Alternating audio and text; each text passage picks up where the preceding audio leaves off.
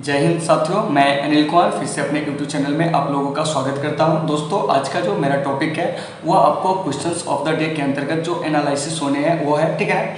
तो इसके अंतर्गत हम लोग क्या करेंगे कि जो भी कल के क्वेश्चंस ऑफ द डे के जो आपको 15 क्वेश्चन थे, ठीक है ना, उन सारे क्वेश्चनों का हम लोग क्या करेंगे, एनालिसिस करेंगे। तो आप लोग वीडियो के एंड तक बने रहेंगे और जहाँ भी समस्या हो आप लोग कमेंट करके जरूर बताएंगे।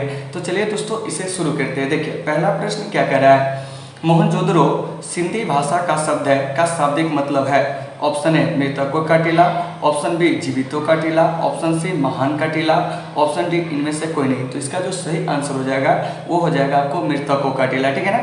तो मोहनजोदड़ो से जो कॉमन प्रश्न पूछे जाते हैं उसको आप लोग याद रखिएगा कि मोहनजोदड़ो जो है, ठीक है ना, वो आपको सिंधी भाषा का शब्द है और इसका अर्थ मृतकों का टीला होता है। मोहनजोदड़ो की खोज वर्ष 1922 में क्या हुआ था कि आपको राखालदास बनर्जी के द्वारा किया गया था। तो इन चीज़ों को भी याद रखना है कि मोहनजोदड़ो की खोज 1922 में राखालदास बनर्जी के द्वारा किया गया था। मोहनजोदड़ो से आपको क्या कि कांसे की नर्तकी की मूर्ति मिली है, ठीक है ना। तो ये सब आपके बोर्ड एग्जाम में अब तक के पूछे गए क्या है कि आपको प्रश्न है, ठीक है ना। तो उसी का हम यहाँ पे एनालिसिस कर रहे हैं, ठीक है ना। तो एक का सही आंसर जो हो जाएगा वो आपको ए हो जाएगा। चलिए, दो में क्या कह रहा है, भारतीय पुरातत्व का पिता किसे कहा जाता है। Option A Lord Curzon, option B Alexander Cunningham, option C Dayaram Saini, option D Lord Dalhousie. तो देखिए, दो का सही आंसर हो जाएगा अलेक्जेंडर कनिंघम, ठीक है ना। और अलेक्जेंडर कनिंघम जो थे वे आपको भारतीय पुरातत्व विभाग के प्रथम डायरेक्टर थे, ठीक है ना। और एक चीज़ याद रखिएगा कि भारत में पुरातत्व विभाग की जो स्थापना हुई थी वो आपको कब हुई थी, तो यह आपको 1861 में हुई थी, ठीक है ना। और अभी अगर आपसे पूछ लिया जाए कि पुरातत्व विभाग का मुख्यालय कहाँ है, तो आपको नई दिल्ली है। तो दो का सही आंसर जो हो जाएगा वो आपको बी हो जाएगा। चलिए, तीन में सिंधु घाटी सभ्यता की लिपि को आज तक नहीं पढ़ा जा सका है को किस श्रेणी के अंतर्गत रखा गया है। ऑप्शन ए ऐतिहासिक काल, ऑप्शन बी प्रागैतिहासिक काल, ऑप्शन सी आधे ऐतिहासिक काल। तो तीन का जो सही आंसर हो जाएगा वो हो जाएगा आपको आधे ऐतिहासिक काल, ठीक है ना। तो आइए जानते हैं कि आखिरकार ये काल शब्द क्या है। तो देखिए, मानव सभ्यता के विकास के आधार पर कालखंडों को 3 वर्गों में बांटा गया, ठीक है ना। तो उसमें सबसे पहला प्रागैतिहासिक काल। तो देखिए, प्रागैतिहासिक काल वह काल है जिसका कोई लिखित विवरण उपलब्ध नहीं है, अर्थात अनुमानों के आधार पर इस काल का क्या किया जाता है, अध्ययन किया जाता है, ठीक है ना। तो इसी को हम लोग प्रागैतिहासिक काल कहते हैं। उसके बाद है आपको आधे ऐतिहासिक काल। तो इस काल का लिखित विवरण उपलब्ध है लेकिन पढ़ने में सफलता प्राप्त नहीं हुई। जैसे कि आपको सिंधु घाटी सभ्यता, इसकी लिपि जो है भाव चित्रात्मक है, ठीक है ना, जिससे किसी भी विद्वानों को पढ़ने में सफलता प्राप्त नहीं हुई है। इसीलिए सिंधु घाटी सभ्यता को आधे ऐतिहासिक काल में रखा जाता है। तीसरा काल है आपको ऐतिहासिक काल। क्या है, ऐतिहासिक काल। तो यह ऐतिहासिक काल मानव सभ्यता के विकास का वह काल है जिसका लिखित विवरण भी उपलब्ध है और पढ़ने में भी इसे क्या हुई है, सफलता मिली है, ठीक है ना। तो इसी को कहा गया ऐतिहासिक काल, ठीक है ना। तो तीन का सही आंसर जो हो जाएगा वो आपको सी हो जाएगा। चार में देखिए क्या कह रहा है, राखालदास बनर्जी को मोहनजोदड़ो के अवशेष किस वर्ष मिले थे। Option A 1921, option B 1922, option C 1931, option D 1953, ठीक है ना। तो चार का जो सही आंसर हो जाएगा वो हो जाएगा आपको ऑप्शन बी 1922, यानी कि मोहनजोदड़ो की खोज जो हुई थी 1922 में राखालदास बनर्जी के द्वारा। फिर वहाँ से ऑप्शन नंबर ए पर थोड़ा सा टारगेट करेंगे तो 1921 में आपको हड़प्पा की खोज हुई थी। 1931 में, ठीक है ना, वो आपको चलुदड़ों की खोज हुई थी। 1953 में जो है वो आपको किसकी खोज हुई थी, तो यह आपको कालीबंगन की खोज हुई थी, ठीक है ना। और ये जो कालीबंगन है वो आपको सरस्वती नदी के किनारे राजस्थान में क्या है, स्थित है। जिला पूछेगा तो हो जाएगा आपको राजस्थान के हनुमानगढ़ में, ठीक है ना। तो चार का सही आंसर जो हो जाएगा, ठीक है ना, वो आपको बी हो जाएगा। चलिए, पाँच में सिंधु घाटी सभ्यता में विशाल स्नानागार के अवशेष कहाँ से प्राप्त हुए। ऑप्शन है Harappa, option B Mohenjodaro, option C Kalibanga, option D Lothal. तो पाँच का सही आंसर जो हो जाएगा वो हो जाएगा आपको मोहनजोदड़ो। तो इसी मोहनजोदड़ो से विशाल स्नानागार के अवशेष जो है वो आपको प्राप्त हुए है। और विशाल स्नानागार की जो लंबाई है वो आपको 39 फुट, चौड़ाई जो थी वो आपको 23 फुट और गहराई जो थी वो आपको 8 फुट थी, ठीक है ना। और इस विशाल स्नानागार का प्रयोग जो लोग करते थे सार्वजनिक स्नान में करते थे। जब कभी सार्वजनिक अनुष्ठान होते थे तो उसमें इसका क्या किया जाता था, प्रयोग किया जाता था। और इस सार्वजनिक स्नानागार में उतरने के लिए क्या होता था कि आपको दक्षिण दिशा से सीढ़ी भी लगे होते थे, ठीक है ना। तो इन सारे चीज़ों को आपको अच्छे से देख लेना है। तो पाँच का सही आंसर जो हो जाएगा वो हो जाएगा आपको बी। चलिए, 6 में क्या करें, भारत में विकसित सबसे प्राचीन सभ्यता हड़प्पा सभ्यता किस युग की सभ्यता है? ऑप्शन है पूर्व पाषाण युग, ऑप्शन बी नवपाषाण युग, ऑप्शन सी लौह युग, ऑप्शन डी कांस्य युग। तो 6 का सही आंसर हो जाएगा ऑप्शन डी कांस्य युग, ठीक है ना। यहाँ से आपके बोर्ड एग्जाम में क्या क्वेश्चन पूछा जाएगा, हड़प्पा सभ्यता किस युग की सभ्यता है, तो आप कहोगे कांस्य युग की सभ्यता है, ठीक है ना। फिर यहाँ से प्रश्न कर लिया जाएगा कि कांसा जो होता है क्या होता है, तो आपको तांबा और टिन से मिले हुए जो मिश्र धातु होते हैं उसको हम लोग क्या कहते हैं, कांसा कहते हैं। क्या कहते हैं? कांसा कहते हैं। तो 6 का सही आंसर डी हो जाएगा। और हाँ, एक चीज याद रखिएगा कि मनुष्य के द्वारा प्रयोग किया गया जो पहला धातु था वो आपको तांबा ही था। क्या था?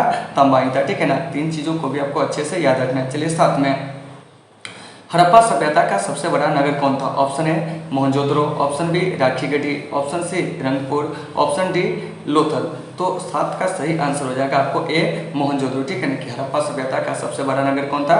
मोहनजोदड़ो, ठीक है ना। लेकिन अगर इसी में पूछता कि भारत में विकसित हड़प्पा सभ्यता का सबसे बड़ा नगर कौन था, भारत में अगर लगा के पूछता तो वो हो जाता आपको राखीगढ़ी, ठीक है ना। तो 7 का सही आंसर आपको ए हो जाएगा। चलिए 8 में क्या कह रहा है, सिंधु घाटी निवासियों को किस धातु का ज्ञान नहीं था? ऑप्शन ए सोना, ऑप्शन बी चांदी, ऑप्शन सी लोहा, ऑप्शन डी तांबा। तो 8 का सही आंसर जो हो जाएगा वो हो जाएगा आपको ऑप्शन सी लोहा, ठीक है ना। चलिए 9 में क्या कह रहा है, कालीबंगा जिसका अर्थ होता है काले रंग की चूड़िया स्थित है। ऑप्शन है आपको Sindh, option B Punjab, option C Gujarat, option D Rajasthan. तो 9 का जो सही आंसर हो जाएगा वो हो जाएगा आपको ऑप्शन डी राजस्थान। यानी कि कालीबंगा जो है वो आपको राजस्थान में क्या है, स्थित है, सरस्वती नदी के किनारे। जिला पूछेगा तो हो जाएगा आपको हनुमानगढ़। क्या हो जाएगा?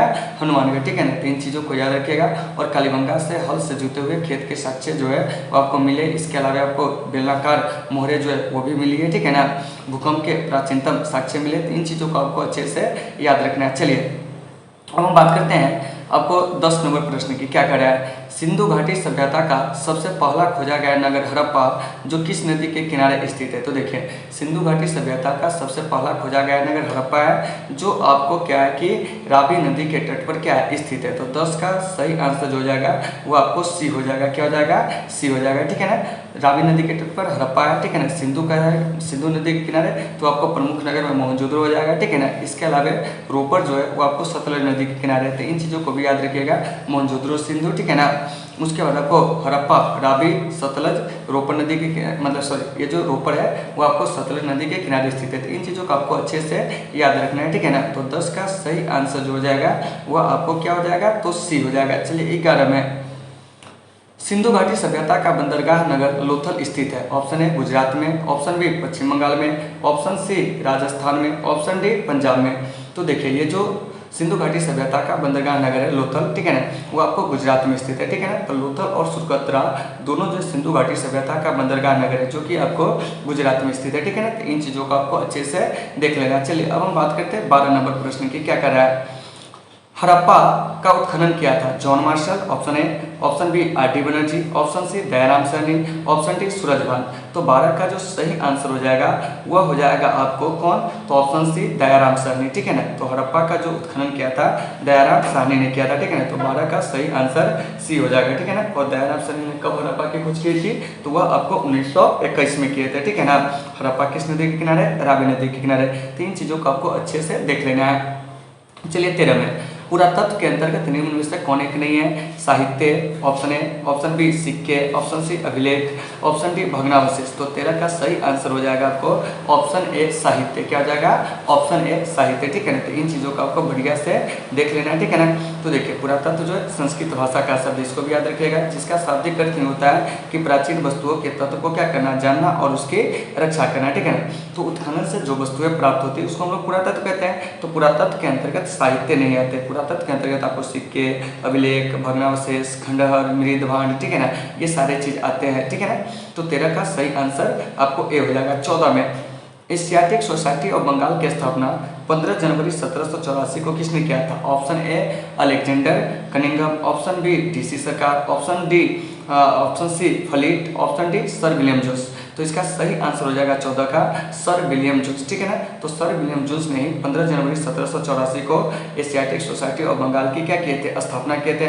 और ये जो एशियाटिक सोसाइटी ऑफ बंगाल की स्थापना हुई थी वो आपको कलकत्ता में फोर्ट विलियम किला में हुआ था, ठीक है ना। 3 चीज़ों को आपको अच्छे से याद रखना है। तो 14 का सही आंसर डी हो जाएगा। 15 में, लोथल किस नदी के किनारे स्थित है? Option A Sindhu, option B Beas, option C Bhogava, option D Ravi. तो इसका सही आंसर हो जाएगा आपको ऑप्शन सी भोगवा। तो लोथल जो है भोगवा नदी के किनारे क्या है, स्थित है। तो इन सारे चीज़ों को आपको बढ़िया से कवर कर लेना है। तो देखिए आज के क्वेश्चंस ऑफ द डे के अंतर्गत हम लोग क्या किया है कि ये जो 15 प्रश्न है, ठीक है ना, उन प्रश्नों का हम लोग क्या किया है कि आपको सॉल्यूशन किए, ठीक है ना। फिर आपको अगले जो क्वेश्चंस ऑफ द डे होंगे उसमें आपको अलग अलग सब्जेक्ट के जो क्वेश्चंस ऑफ द डे होंगे वो आपको प्रतिदिन होंगे, ठीक है ना। तो आप लोग चैनल को सब्सक्राइब कर लेंगे और अपने दोस्तों में भी शेयर कर देंगे, ठीक है ना। और आपको अगर हमारी वीडियो अच्छी लगती है तो आप लाइक जरूर कर देंगे। तो चलिए दोस्तों, आज की इस क्लास को हम यहीं पर विराम देते हैं। फिर मिलते हैं आपसे एक बेहतर क्लास के साथ। जब तक के लिए आप सबों से सुविधा, take care all of you.